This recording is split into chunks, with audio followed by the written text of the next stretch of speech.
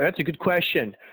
With Dronifi being a platform, each one of the verticals that we address, multifamily versus retail versus single family versus gas stations, all has their own vertical.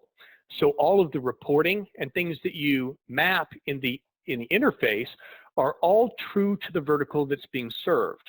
So for a gas station, if you're running reports for gas stations, it's not going to talk about roofs. It's going to talk about canopies, because that's the name of the thing that's over the gas station pumps. So you're going to have propane filling stations at a gas station. You wouldn't have that in a single family home. So all the things that are there in the analysis and the counting and the marking and measuring are all true to the vertical. So that can go all the way down to a single family home that's going to have a backyard with a fence and a pool, and these are all named terms.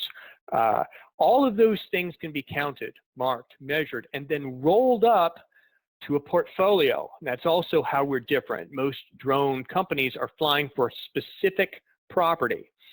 All of that for us becomes part of a portfolio.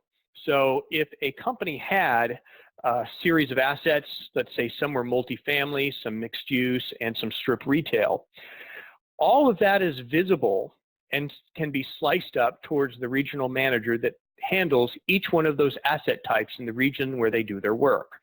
So one more stride of making the data more actionable for the business use case at hand.